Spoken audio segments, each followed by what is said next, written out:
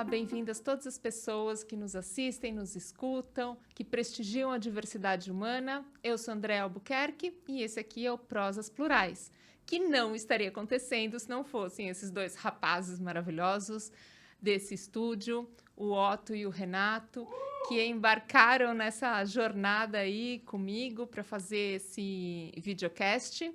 E a gente está aqui nesse lugar maravilhoso da Multiverso Mídia, que tem nos apoiado e insistido que a gente fizesse tudo isso. Bom, e hoje a nossa convidada maravilhosa, Tânia. Mas antes eu vou fazer, Tânia, a minha autodescrição. Sim. Então, eu sou a Andrea, eu sou uma mulher de pele branca, tenho cabelos bem curtinhos, castanhos escuros, tem já grisalhos. Eu uso uma camisa preta, assim, simples, né? Sem nenhuma estampa. Tenho algumas tatuagens e hoje eu tô com brincos prateados com alguns brilhos. E agora a gente vem a nossa convidada e eu vou fazer a leitura, né? Porque é incrível, assim, acho que se tivessem páginas e páginas não diria ainda tudo sobre você, sem dúvida nenhuma. Gratidão. Então, eu tô aqui com a Tânia, ela é historiadora, com formação em africanidades, pesquisadora da cultura indígena, pedagoga. Ela é professora de história, de filosofia, é uma artista plástica, palestrante, assim como eu. A única coisa que nós somos colegas até agora nesse sentido, palestrante na área de diversidade e inclusão, adoção e famílias homoafetivas e cultura indígena. Ela é uma mãe atípica do Gael, que já apareceu, né, em rede nacional. O Gael, ele é um garotinho com síndrome de Down. E ela é mãe biológica da Carol e do Guilherme. E aí tem a sua linda esposa, Clarissa, que também já apareceu, né? Vocês duas, junto com o Gael. Foi. Muito bem-vinda. Tânia, se você também puder fazer sua Sim. autodescrição. Eu que agradeço pelo carinho e por toda essa recepção. Bom, então eu sou uma mulher indígena, né? Eu tenho uma pele mais amorenada, cabelo preto. Eu estou usando brincos de pena, meu cabelo fica na altura do ombro, um vestido bem típico, né, da nossa etnia, pintado por uma artista também muito maravilhosa, Patrícia Camaiurá, e um lenço vermelho também, né? E uso adornos, né? Os meus brincos, os meus colares, as minhas pulseiras, todas da nossa etnia indígena. Perfeito, Tânia, que linda te ver, né? A gente só se falou assim Verdade. por telefone e tudo mais, e quem nos apresentou, né? Quem construiu essa ponte, né? Foi uma colega que a gente tem em comum, que é a Patrícia Camolese. Isso, Patrícia Camolese. Desculpa, Patrícia, você vai estar assistindo, desculpa que eu errei o seu nome. Maravilhosa. E, Tânia, tenho tanta curiosidade, uma curiosidade, assim, saudável de saber sobre você. Uhum. A gente estava falando um pouco, né, da escola e do que a gente aprende, né, e da importância dessa construção. Nós somos construídos muito a partir disso, né? Sim. E eu acho que agora, enquanto adulta, nesta época, eu estou reconstruindo, desconstruindo o que eu fui que me foi ensinado de uma forma equivocada, porque eu aprendi toda a cultura indígena como índios e a ancestralidade africana como escravos, por exemplo, né? Sim. O que você constrói muito a partir de agora, né? Como pedagoga, com a proximidade das crianças e podendo ensinar de uma maneira mais própria e construtiva? Eu penso que depois de muitas lutas, né, tanto do povo negro quanto do povo indígena, hoje a gente tem um lugar de fala. Então, hoje a gente consegue saber da história por esse viés, né, pelo viés do povo negro, pelo viés do povo indígena. E é importante que a gente fale sobre as nossas vivências, né, sobre esse olhar em relação a essa história que foi contada com um olhar muito eurocentrista, né? Então, hoje, depois de 2013, se não me engano, a gente consegue saber um pouco mais sobre a cultura africana e sobre a cultura indígena por esse lugar de fala.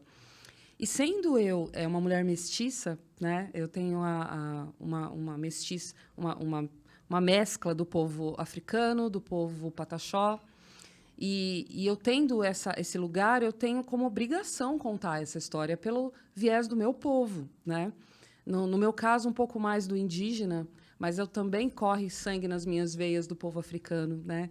Então, eu me sinto como educadora na obrigação de contar a nossa história por esse viés, porque, infelizmente, eu também aprendi, né, que o povo negro era escravo, que o povo indígena era índio, que era preguiçoso, que não se deu com a escravidão por ser justamente preguiçoso. E não é bem assim, né? A cultura é muito mais forte que isso. E a gente precisa ensinar para os nossos alunos, que estão muito mais do que ligados hoje em dia nesse movimento, sobre esse viés, né? Sobre essa mentira, de fato, que contaram para a gente ou ocultaram a nossa cultura. Então, eu me sinto nessa obrigação. Que bom que a gente pode visitar, né, esses lugares e tudo, e também nos aproximarmos, né? Porque me incomoda um pouco quando a gente faz um processo de estereotipagem, assim, de aquelas pessoas, né? Como se tirasse a humanidade. Sim, Né? colocando longe, né? Colocando longe. É. Isso me dá um pouco de aflição. E também que todo mundo, né, Tânia, tem que buscar saber, senão fica um papel. Eu até esqueci de falar sobre isso no início, eu sou uma mulher com deficiência, né? Não cabe a mim também ficar explicando tudo sobre deficiência, né? Exatamente. Então, as pessoas também têm que buscar isso. Né? E o primeiro lugar que se faz isso é na escola, né? A gente precisa, nesse lugar de educação, começar a se falar disso. Né, dessa diversidade, dessa inclusão. Tem uma palavra africana que eu gosto muito, que é sankofa, que a gente precisa olhar para trás para saber de onde a gente veio, para entender onde nós estamos e para onde nós vamos. Né? Então, é isso. Eu me sinto muito nesse lugar com esse propósito mesmo, de, como educadora, passar essa informação. E a informação salva. Salva do preconceito, salva do bullying, salva de muita coisa. É verdade. E o próprio bullying, né? Eu lembro que na minha época nem tinha esse nome, né? Exato. E também muita gente fala, mas na minha época tudo se resolvia, uma pessoa não tinha esse sofrimento. Tinha. Tinha muito sofrimento. Exatamente. Eu fui uma criança obesa, né? Eu sou uma mulher gorda, mas fui uma criança obesa mórbida, né? Uhum. E eu digo que o que me fez ser quem eu sou hoje foi a rede de apoio, foi o amor. E não o sofrimento, né? Sim. Então, que bom que a gente dá um nome, né, problematiza aquilo. Se a gente chama de bullying, a gente dá um nome e pode achar uma solução, né? Sim, a gente precisa falar sobre essas dores, né? A gente não pode jogar sempre tudo para debaixo do tapete, como fizeram com a história do povo indígena, do povo negro. Essas pessoas existem. Existem as pessoas gordas, existem as pessoas deficientes, existem as pessoas indígenas, negras, LGBTs. E a gente precisa falar disso. Se a gente não conquistar esse lugar de respeito, falando disso, como que seria, né? É verdade, Tânia. Por falar nisso, quando eu falei para você da ideia da prosas plurais e desse encontro, né, que ia falar sobre diversidade, eu lembro que você falou, a diversidade é aqui mesmo comigo, na minha casa. A minha casa é a própria diversidade. A própria diversidade. Então, você pode contar um pouco, né, dos lugares onde essa diversidade transita, né, de uma forma que, assim, olhando para você e o que a Patrícia me falou, né, essa colega que a gente tem em comum, construiu essa ponte. E é muito emocionante, assim, né? Eu me emociono só de pensar, assim, na sua história, na adoção do Gael, do seu casamento com a Clarissa. Conta um pouco pra gente. É uma história. Eu tenho 2 filhos biológicos, né? A Carol, a mais velha, ela, por uma questão genética, parece muito com a família do pai italiana. Então, você imagina, eu tenho uma filha loira de olhos azuis. Só aí já começa a história, né? Porque eu sempre fui a babá, eu sempre fui alguém que cuidasse. Sim. Eu já passei por situação do segurança do shopping pedir o documento dela para saber se ela era minha filha. Então já começa por aí. Depois teve o meu filho do meio, o Guilherme, que já parece mais com a minha família. E aí começa a discussão entre a família, mas será que é filha do pai mesmo? Porque o filho, né, nasceu diferente. E já começou esses enfrentamentos começaram aí. Anos depois me separei. Anos depois eu conheci a Clarissa, minha esposa, que eu estou casada há 9 anos. E a adoção sempre foi um sonho meu, né? Um sonho antigo por eu ter sido voluntária em abrigo, né? Os antigos orfanatos. E eu criei, assim, um laço de amor muito grande com essas crianças. Eu sempre pensei que se um dia eu tivesse uma pessoa à altura desse sonho, eu voltaria nele. E demorou um pouquinho, foram 20 anos. Mas quando os meus filhos já estavam maiorzinhos, eu conheci a Clarissa, também passamos por um processo do preconceito da família, do preconceito dos amigos, né? Por eu já ter sido casada, ter tentado uma vida heteronormativa, né? A gente compra os papéis que nos são impostos, né? E aí eu tentei durante muitos anos, tal, e conheci a Clarissa e a gente se assumiu numa vida já adulta, né? Então nós tínhamos já a responsabilidade da nossa vida. E aí o que me faz pensar muito quando uma adolescente se reconhece, né, LGBT, o que não passa, né, um adolescente. E nós, apesar de adultos, adultas passamos por muitas coisas também. Mas, né, as águas passam embaixo da ponte, as pessoas veem que a gente não é nada de diferente, né? A gente paga conta, tem louça para lavar, casa para cuidar, cachorro, tudo igual. E a gente foi conquistando esse respeito entre a família, entre os amigos, né? Com muita luta. Foram quase 4 anos para minha sogra me falar um oi. Nossa. Né? E ela entender que eu era uma pessoa normal, como qualquer outra, que a minha vida não era uma orgia, enfim. As pessoas pensam muita coisa, né? Idealizam muita coisa. E depois de tudo isso, a gente entendeu que chegou o momento da gente voltar naquele sonho antigo de adotar. E aí, tudo uma novela para falar para a família, né? Vamos casar? Tem que fazer uma reunião de família para contar, né? Quando a gente foi adotar, a mesma situação. E eu fico pensando que casais héteros não precisam disso, né? No máximo, leva o convite para a família e fica feliz, todo mundo que vai casar. A gente foi um processo, né? A gente teve que chamar a família, sentar, olha, vamos oficializar. Já moramos juntas há um tempo, vamos oficializar. Mas para quê? Vocês já não moram juntas? Para que vocês vão casar? E como eu sempre fui meio tupetuda, assim, sabe? Eu sempre tinha uma resposta, né? Então, a pessoa que me perguntava por que vocês vão casar, eu dizia, mas o que fez você casar com tal pessoa? E aí a pessoa parava para pensar e falava, então, a motivação é a mesma, né?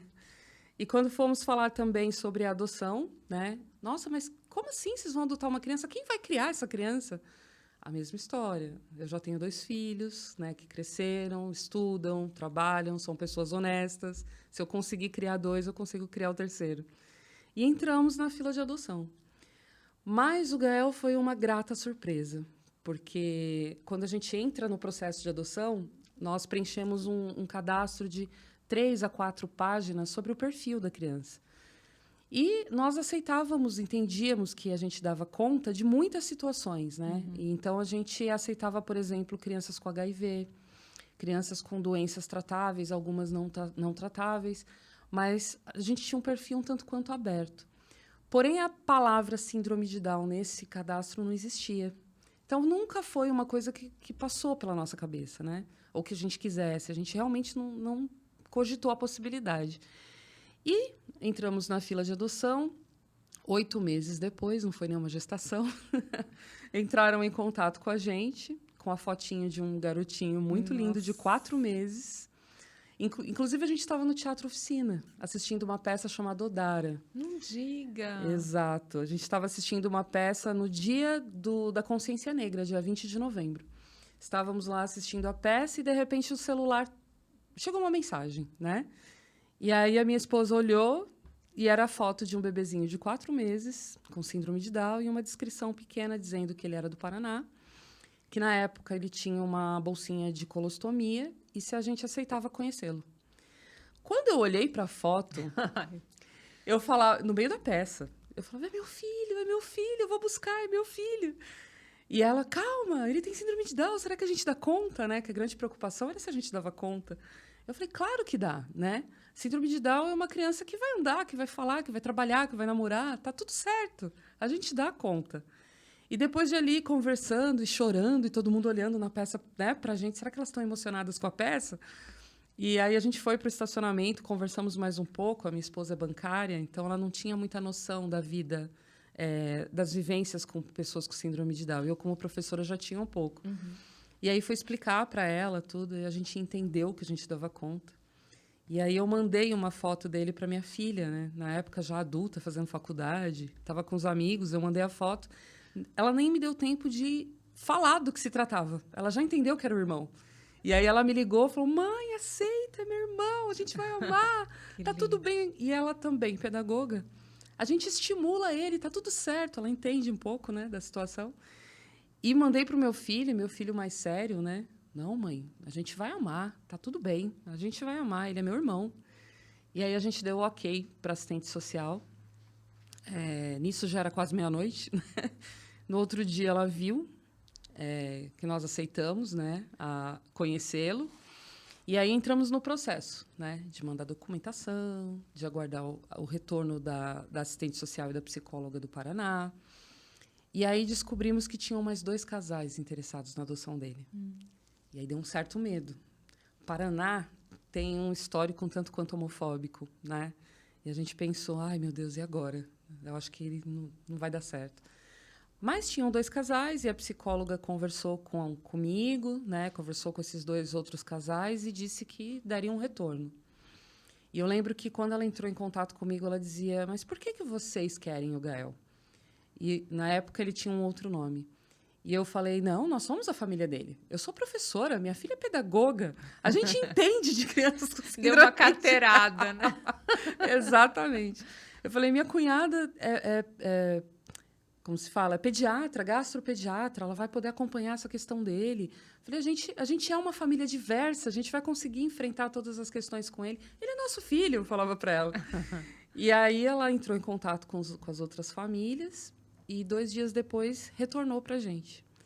E eu lembro que eu estava na garagem de casa, estava chegando na garagem e ela me ligou. Quando eu vi o DDD do Paraná, eu tremia, assim, quase não conseguia atender o telefone. E aí ela falou que conversou com a assistente social, conversou com a psicóloga, com a juíza, e que não haveria melhores mães para ele do que a gente. Nossa. E aí eu gritava na garagem. Tive que até pedir desculpa para ela depois de tanto que eu gritei. De felicidade mesmo. Nossa. Porque a gente queria muito ele, né? E aí, em dezembro, dia 2 de dezembro, nós fomos lá para o Paraná para conhecê-lo e foi o maior presente da nossa vida. Ai, que lindo. Ele está com quantos anos? Ele vai fazer 4 agora, dia 28 de julho. Vai fazer 4 aninhos. Ai, e que é um legal. presente da nossa vida. Eu costumo dizer que eu sou uma pessoa e uma profissional antes e depois dele. Porque eu nunca tive um olhar tão específico para algumas coisas como eu tenho depois dele. E ser uma mãe atípica faz com que a gente procure caminhos para melhorar a vida dos nossos filhos, para dar qualidade de vida, para estimular. E aí a gente começa a entender alguns trâmites do desenvolvimento que, tendo filhos típicos, a gente não para pensar. Então, hoje eu sou uma professora, eu sou uma mulher, eu sou uma pessoa muito melhor depois dele.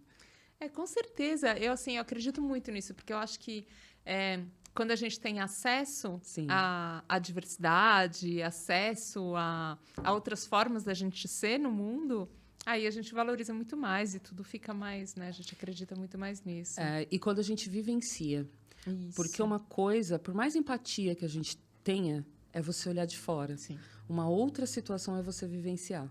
Então, quando você vivencia a pele da pessoa negra, quando você vivencia a situação da pessoa indígena no Brasil hoje, Sim. quando a gente tem um filho atípico, a gente começa realmente a sentir o que é todos esses enfrentamentos, né? O que são todos esses enfrentamentos. Isso eu acho muito importante que você traz no começo da sua fala, que você falou sobre o lugar de fala, né? Eu tenho essa noção, assim, de uma forma muito evidente de que eu posso falar sobre... Aliás, eu fui ensinada disso de uma forma muito interessante. Eu posso falar sobre racismo, sobre equidade racial, sobre inúmeras questões, mas eu não falo deste lugar. Né? E ainda que eu fale sobre, por exemplo, eu posso falar deste lugar de uma pessoa com deficiência a partir da minha vivência. Da sua experiência. Da minha experiência, né? Às Sim. vezes, outra pessoa que tem exatamente a mesma condição de essa mesma patologia, ela tenha outras percepções, outros sonhos, outras potências, vulnerabilidades, né? Sim. Esse respeito a gente tem de ter, né? E quando eu falo sobre diversidade, eu falo, olha, só tenha respeito, né? Porque isso já é um grande passo. Mas eu queria pegar um gancho também com uma coisa que você falou, que é sobre, assim, quando a gente começa a namorar, todo mundo fala assim, já vai casar? Quando casa, vai ter filhos? E para você foi assim, para que casar? Para que ter filhos? Para que ter filhos, né? Exatamente. E, então, que loucura tudo isso. E um ponto que você tocou, que é sobre, como é que vocês fazem, né? Parece que é uma orgia, né? Eu costumo dizer que as pessoas atribuem muito à população LGBTQIAP+, uma certa promiscuidade. Exato. Parece que sexualiza tudo, assim como o corpo de uma mulher preta, por exemplo, de uma mulher parda, por exemplo. Exatamente. De você atribuir uma sexualidade exacerbada, e isso acontece mesmo com essa população. Eu lembro que uma vez eu tive a oportunidade de viajar, né, quando eu era muito nova, eu tinha 19 anos. Foi ontem. Foi ontem, né? 30 ontem. Anteontem. Né? E eu fui para... Eu estava na Espanha. E numa cidadezinha, assim, bem pequenininha, mas estava num albergue da juventude. Era um albergue misto. E era, tipo, o banheiro, todo mundo tomava banho... Era, tipo, sei lá, uma prisão, assim, todo mundo junto. Era aberto, não tinha box. E não tinha nada disso. Era um indivíduo se higienizando, sei lá, se banhando. Mas e todo mundo, agora tem essa questão, né, polêmica do uso do banheiro, né? Exatamente. Gente, a pessoa está fazendo xixi do seu lado, né? Nossa, então é muito louco, assim, a energia que se coloca em cima disso, sempre atribuindo essa promiscuidade. É uma herança cultural, né, que a gente tem e que a gente precisa desestruturar tudo isso. A gente precisa quebrar esses paradigmas, né? E, de fato, a gente precisa lutar muito. A frase do eu existo para resistir, né, eu resisto para existir, é muito certa, né? A gente... Parece que você está desenhando o que para você é óbvio, mas você tem que desenhar para a sociedade uma coisa que para você é tão simples, né? Como eu disse na fala do meu casamento, a gente sentou e falou, olha, nós vamos nos casar. Mas para quê? E você tem que desenhar que o casamento é por conta de um sentimento, que a gente quer alcançar direitos simples e básicos que todo mundo tem, direito a um convênio médico, direito à partilha de bens, que todo mundo já tem. E a gente precisa desenhar, né? É muito doido a forma como a gente entende essa sociedade e a forma como a gente entra como um agente de transformação. Cansa. Tem hora que cansa. Isso. Né? Tem hora que cansa a gente viver explicando. Né? Mas, ao mesmo tempo, eu penso que a gente precisa ainda. Né? De um jeito muito educado, de um jeito muito argumentativo, fazendo a pessoa refletir. Não sei se por conta de eu ser professora eu tenho essa estratégia, mas a gente ainda precisa. Hoje, por exemplo, eu escuto muito como eu ouvi da minha filha, se eu era babá, né? Só que naquela época eu tinha 18 anos, eu não sabia me defender em relação a essas colocações. Hoje eu escuto do Gael, né? Que também é um menino branco, aliás, loiro. Então, as pessoas ainda me perguntam, nossa, que bonitinho, você cuida? Não, eu sou a mãe dele.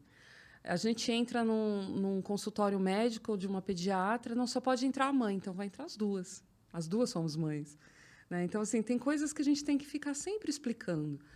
Mas eu acredito, de fato, que, como nada nessa vida é por acaso, né, eu tenho as minhas crenças em relação a isso, não é acaso que estamos na posição que estamos. Né? E assim como o pessoal lá atrás, no apartheid, teve que brigar e mostrar o óbvio, eu me sinto nesse lugar também, de ter que mostrar o óbvio como um casal homoafetivo, como uma mãe atípica, como uma mulher indígena. E a gente vai explicando, a gente vai tentando fazer essa transformação, ainda que seja uma gotinha, né, nessa fogueira, uma gotinha de água, mas eu tento fazer a minha parte. Né? E esse sonho de ser professora, eu acho que tem muito a ver com esse movimento de transformação de sociedade. Eu penso que a educação é o lugar onde a gente precisa fazer isso. Gotinha não, você é uma cachoeira, assim, de a gente ficar assim admirada e ouvindo. E é verdade, cansa mesmo, né? Muitas vezes cansa. Eu brinco que, nossa, depois, sei lá, faz várias palestras assim sobre diversidade, equidade, inclusão e tal.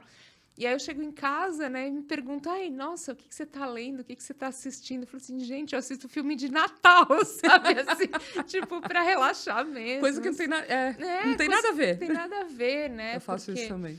e às vezes, assim, e é muito interessante. Interessante, assim, doído, porque às vezes eu me sinto culpada quando você abandona algumas lutas, sabe? No sentido de que se pergunta alguma coisa, ou se. Às vezes eu vejo alguma coisa até na minha família. E É. daí eu falo, mas é um churrasco de domingo, será que eu vou ter que, né? Mas é onde moram Falar, os maiores desafios. É o nosso primeiro núcleo, né? E é onde moram os maiores desafios. Eu sinto isso também.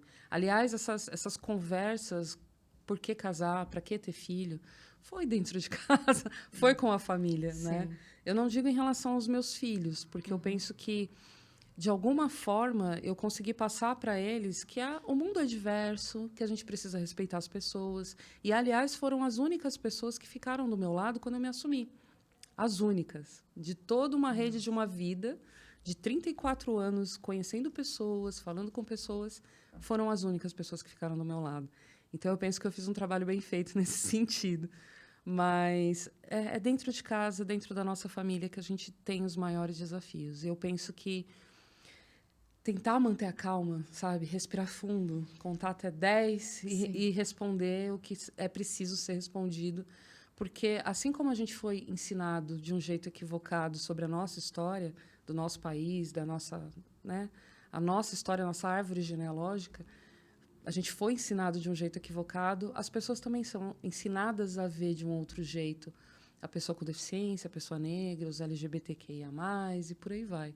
Então, a gente tem, infelizmente ou felizmente, a condição de explicar, então a gente respira fundo e vai.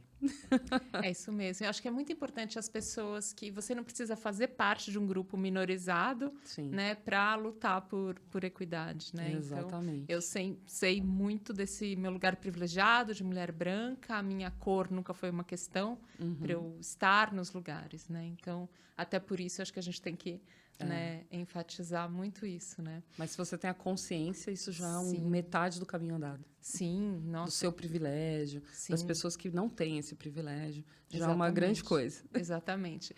Você falou que você estava, né, quando você viu a foto do seu filho, Gael, no Teatro Oficina, né? A gente tem Sim. o Zé Celso que nos deixou aí Maravilhoso. há alguns dias, né? Virou uma estrela, mais do que já era. Com certeza, com certeza. E me lembra, assim, a arte também é muito importante na sua vida, muito presente, né? Muito. Então, tem essa questão da artista plástica. Onde que está a artista? Onde que é? Duas coisas que eu queria te perguntar. Primeiro da arte e depois se você já assistiu Don Quixote. Ah, com certeza! Depois com a gente certeza. fala do filme, né? Maravilhoso. Maravilhoso. Essa coisa da arte, eu penso que acompanha muito o pessoal de humanas, né? E eu sempre fui apaixonada, sempre desenhei muito, sempre gostei bastante. E eu tenho uma certa facilidade, né? Foi até uma grande dúvida entre fazer faculdade de História ou fazer Educação Artística. Porque eu sempre gostei muito dos dois segmentos. Mas a arte, eu penso que é sempre uma situação que me acompanha ao longo da vida, né? Eu já dei aula de artesanato durante muitos anos da minha vida. Gravei programa de TV ensinando a fazer artesanato. Muita gente já me viu, né? Às vezes eu passo em algum lugar, a pessoa fala, eu te conheço de algum lugar. Eu falo, você gosta de assistir artesanato? Gosto. Ah, então deve ter sido daí. E sempre me acompanhou. E eu penso que a arte ela é a expressão de um tempo. Ela é a expressão de tudo que você carrega dentro de você. E você consegue materializar isso. Tem até uma história muito interessante que eu gostaria muito de te contar, que tem a ver com isso. Eu trabalhei numa escola de educação infantil e a escola mudou de casa, né? E nessa mudança, a dona da escola falou para mim assim, olha, eu estou querendo pintar as paredes, né? Fazer umas cores, e você entende bastante dessa coisa. Dá uma ideia para mim. E era uma casa muito bonita. E eu falei para ela, olha, toda escola pinta uma parede de amarelo, outra de roxo, outra de laranja. Para a gente fugir um pouquinho, né, disso, você me permite fazer uma figura na parede? Era uma parede enorme, assim. E aí ela ficou meio receosa. Eu falei, olha, eu vou fazer um projeto, te mostro. Se você gostar, a gente faz. Se não, tudo bem, a gente pinta de cores. Ela, tá bom. E aí eu fiz o projeto, mostrei para ela. Ela era uma releitura de um desenho que ela gostava muito, mas eu fiz uma releitura mais minha, né? E aí ela olhou, gostou. Ah, legal. Só que eu não tenho dinheiro para comprar o material. A gente acabou de mudar de escola, né? O orçamento está curto. Eu falei para ela, você tem giz de cera? Escola, giz de cera, muito, né? Ela falou, tenho. Eu falei, então eu vou fazer com giz de cera. E fiz um desenho muito bonito de uma menina com cabelo azul, justamente pensando na diversidade da escola, né? Que a gente gostaria de receber crianças de todas as formas, então a gente colocou a menina de cabelo azul. E um dia um rapaz foi conhecer a escola, pensando em colocar o filho, e se impressionou com a pintura. Quem pintou? Né? E aí deram o meu contato, ele falou, olha, eu estou abrindo um café e eu gostaria muito que você pintasse esse café. Dessa forma, giz de cera, desenhos dessa maneira. E eu falei, puxa, que legal, né? Ganhar dinheiro com isso, isso é muito bom. E aí eu fiz alguns projetos para ele. Mas eu penso, como eu disse, que a arte ela é um portal. Ela é um portal para tanta coisa. E como eu disse, eu tenho minhas crenças a respeito disso. E aí um dos desenhos desse projeto que eu fiz era uma menina num balanço, lendo um livro. E de todos os que eu fiz do projeto, aquele eu me encantei. E eu torci muito para o rapaz escolher aquele desenho. E ele escolheu aquele desenho e pediu para eu pôr na frente da cozinha. E pintei toda feliz a escola, o café.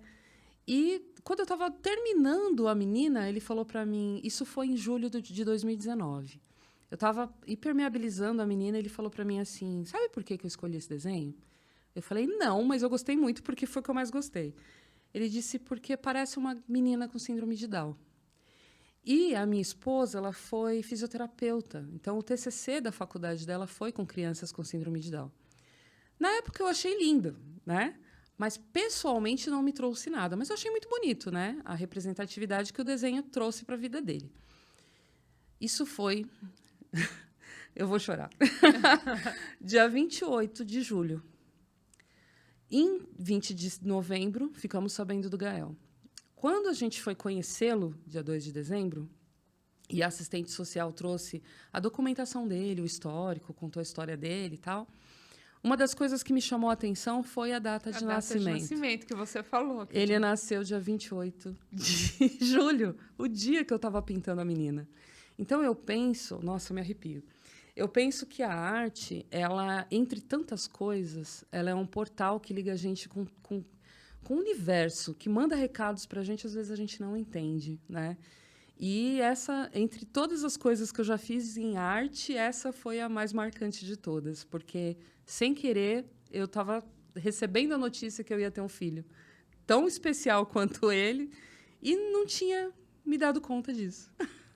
E a arte é que a gente sente aqui, né? No peito mesmo. No transcende, né? Transcende. Transcende, é muito maravilhoso. Não precisa entender, né? A gente só sente mesmo, né?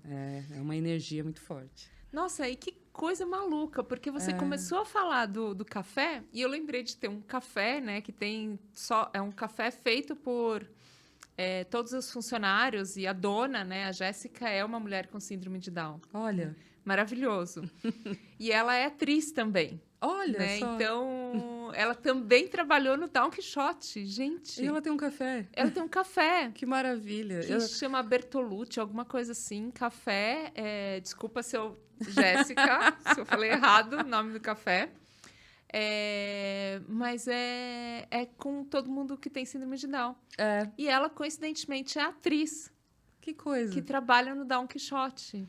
Nós tivemos a possibilidade também de levar o Gael, já com seus 2 aninhos, no auge dos seus 2 aninhos, num café assim também, dos chefes especiais. Ah, sim, dos chefes especiais, exatamente. E foi uma experiência incrível, porque é muito interessante essa coisa da energia para criança com síndrome de Down. Uhum. E foi a primeira vez que eu vi que ele se reconheceu em outra pessoa. Sim.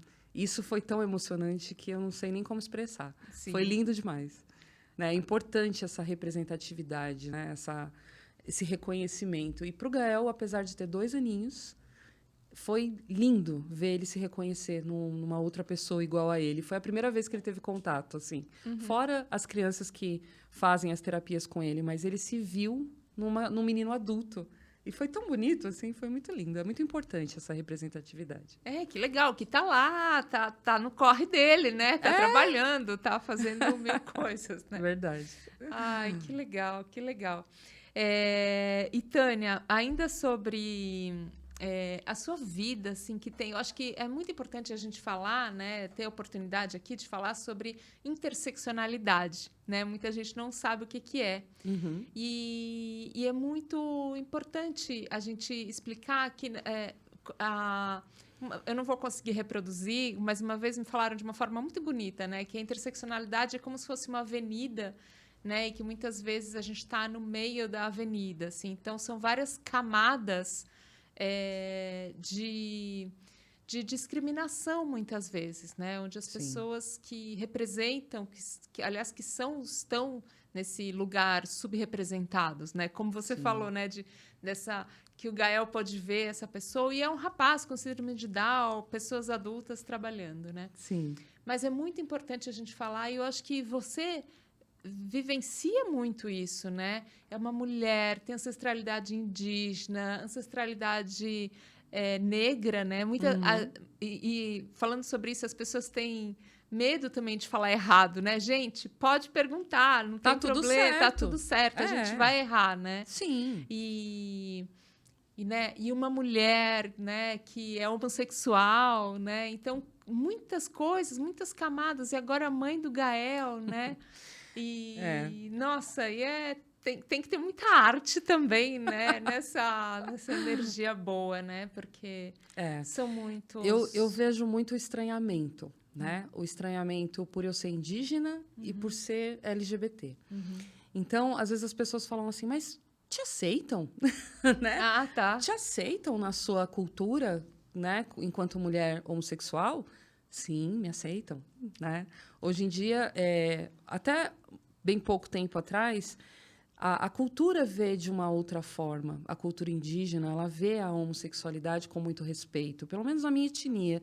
Entre as etnias, existem uma diferença cultural. Mas na nossa etnia Pataxó, eu vejo um respeito muito grande, né?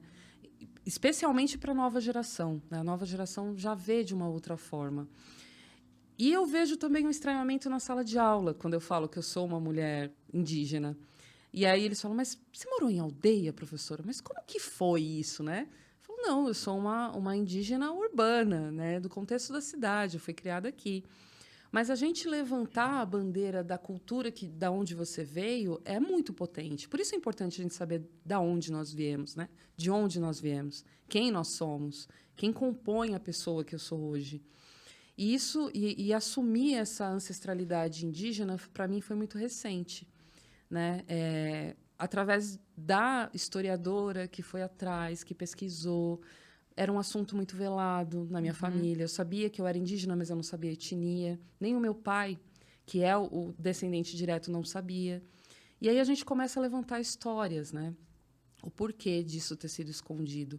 Não foi só um projeto do governo, vamos dizer assim, mas foram traumas, né? Foram situações complicadas que fizeram com que a minha avó paterna não contasse sobre a etnia da nossa família para os meus tios e para o meu pai. Quase no sentido de poupá-los, né? Exatamente. Que coisa. E foi um trauma grande, né? Colocaram fogo na aldeia, ela teve que sair fugida para sobreviver com os filhos.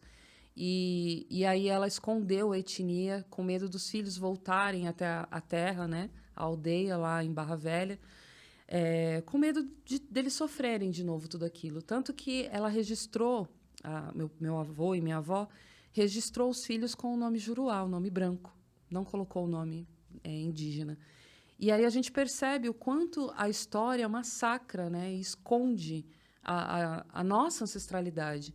E por conta disso, e eu acho que até como uma responsabilidade, hoje eu assumo a nossa etnia Pataxó e eu levanto a bandeira e eu falo com os alunos e eu pesquiso muita coisa e até por conta dessa representatividade que tanta gente hoje, quando eu faço uma palestra falando sobre a cultura indígena ou até na escola mesmo eu escuto, minha avó era índia, né? O pessoal ainda fala assim. Sim, ainda fala. A minha avó era índia. Legal. De que etnia? Não sei. E de que região do Brasil? De repente a gente cruza os dados, a gente pode ter um caminho, né? Imaginar qual é. E é importante a gente saber, né? Hoje em dia, só tem 10% da população indígena que tinha na época da colonização, né? 10%. Então, a gente tem que fazer valer esses 10% e todos os 90% que foram assassinados em nome de uma colonização, né? Então, eu assumo essa identidade. Mas é muito interessante esse estranhamento em relação à cultura, em relação à minha condição de mulher homossexual, a minha família, a adoção do Gael sendo homoafetiva. Então, são muitos questionamentos, né? Tem gente que fala assim, eu já ouvi falar que os indígenas, quando a criança nasce deficiente, sacrifica a criança. E aí você vai explicar que tem culturas que fazem isso, por que fazem isso, qual é a visão cultural daquele povo, mas que o meu povo não, e por isso a gente abraça essa diversidade também. E é muito rico, eu adoro essas perguntas. Exatamente, né? Porque provoca. E também quando você fala assim, não, eu fui indígena urbana, né? A população indígena, né? Os povos originários também evoluem. Exato, né? para resistir. Exatamente. Né? Né? Para existir, a gente tem que resistir e ocupar lugares, né? Que a gente não tinha essa necessidade antes. Então, temos a ministra, né? Temos médicos, temos enfermeiros, psicólogos, engenheiros indígenas, advogados indígenas que lutam pelas nossas causas, né? E é importante. Então, a gente precisou chegar nesses lugares para poder resistir e existir, né?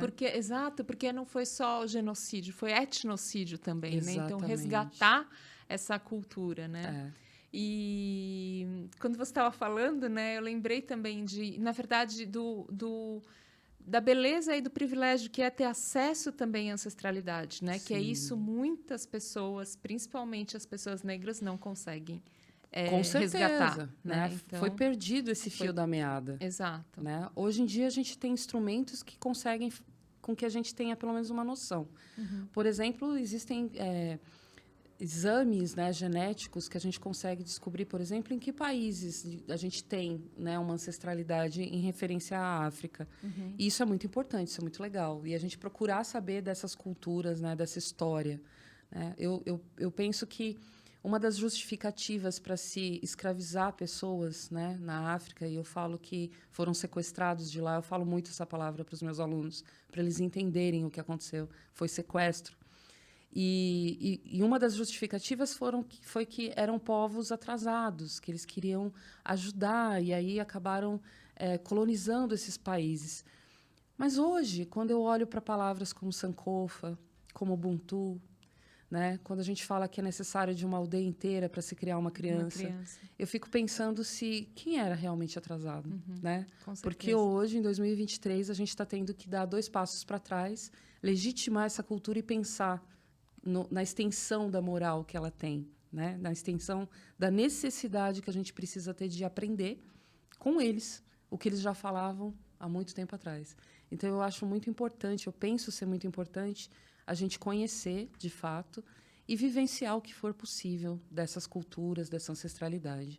Por isso que eu assumo esse lugar de mulher indígena. Exatamente. E um ponto importante que você falou, que acho que vale explicar para as pessoas, né? A palavra juruá. Né? Eu aprendi essa palavra com a Lia Weiners, que ela fala sobre... que falam assim, não, mas não tem... Bom, a gente tem que explicar, gente, não existe racismo reverso, né? Não, isso não existe. Por favor. Mas isso é lenda. Exatamente. Mas quando falam sobre isso, ela dá um exemplo, ou em outros contextos, né? É uma estudiosa, uma doutora, uma psicóloga incrível, né? Fala muito sobre casamentos interraciais, fala muito sobre a branquitude, ela é uma mulher branca. E ela fala isso, né? Por exemplo, daí ela está numa plateia, assim, e fala assim, vocês vocês sabiam que muitos povos indígenas chamam, né, as pessoas... Vocês sabem o que é juruá? Né? E ela fala que muito se atribui também a não só as pessoas brancas, mas que maltratam florestas e que causam coisas ruins, né, aos povos originários. E daí ela fala assim, para vocês é um problema ser juruá? Isso os impediu de entrar em algum lugar? Não, né? Isso explica que não importa, sempre a questão de ser uma pessoa não negra ou não indígena vai colocar nesse lugar privilegiado, né? E essa apropriação disso é fundamental, eu Sim. acho. Né? Assim como aquele texto da Chimamanda, né? Sobre o perigo da história única. Isso. É muito importante a gente conhecer. E quando eu falo que eu sou uma indígena do contexto urbano, a gente quebra um pouco esses paradigmas de que o indígena está lá na aldeia, né, no Xingu. Né? Não, nós ocupamos outros lugares. Né? E eu ainda brinco com os alunos. Eu falo, é tão verdade que eu estou aqui dando aula para vocês, falando de filosofia, falando sobre história e tantos outros assuntos. Mas é o perigo da história única. Né? A gente precisa entender que existe um leque de situações e possibilidades desse lugar de fala e que a gente precisa dar uma atenção para isso. Né? Que não existe uma história única dos indígenas, da população negra, da população branca. Existem muito. Nós somos diversos, nós somos plurais. Isso mesmo. Né? É isso aí, com essa frase lindíssima, então, a gente termina. E, assim, com esse convite mesmo, gente, a mistura tá aí, é isso que enriquece. Então, você me fez lembrar, assim, gente, procurem profissionais diversos de você, né? Essa alteridade faz com que a gente seja melhor, que a gente cresça, né? Sim. E isso é maravilhoso, né? Somos todos diversos, né? Não são os outros, todos nós somos diversos. E né? as diferenças é o que faz a gente crescer, de fato, né? A gente aprender. Né? Exatamente. Muito bom. Muito bom. Tânia, muito obrigada. Gratidão. Aueri. O que é Aueri? Aueri é gratidão. É gratidão? Na cultura indígena, a gente acredita que não se diz obrigado. Porque, levando ao pé da letra, né? Ninguém é obrigado a nada. E a palavra obrigado está ligado à obrigação, né? No latim.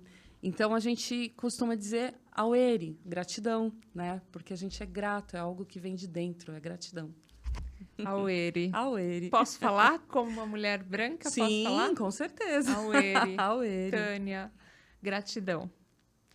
Gente, prosas plurais. Aqui quero, mais uma vez, agradecer. Muito obrigada. Eu que agradeço. Aueri. Aueri. Tânia, foi uma honra, um prazer te conhecer e receber você no Prosas Plurais. Ai, o prazer foi meu, ainda mais nesse primeiro programa, né? Sim! Que Niamsu traga muita luz, muito progresso, muita inspiração para o programa. Que assim seja. Antes que eu me esqueça, vou te presentear com esse... Eu acho que quando a gente oferece alguma coisa como um mel, né, que é doce e a história desse mel, assim, também me emociona porque é uma história muito bonita do meu irmão. Olha. E então esse mel é para você. Ah, que lindo! E daí eu quero ver se o Gael gosta também, o Gael se a ama Clarissa. Que maravilha! E todos os seus. Ah, que bom! A gente vê num presente assim a energia, né? A energia de quem produz, de quem fez. Isso é muito importante. Aueri. Isso mesmo. Gente, eu espero que vocês tenham gostado, assim como eu gostei, que tenha sido transformador também para cada um de vocês. E a gente se vê no próximo episódio. Curtam e compartilhem, por favor.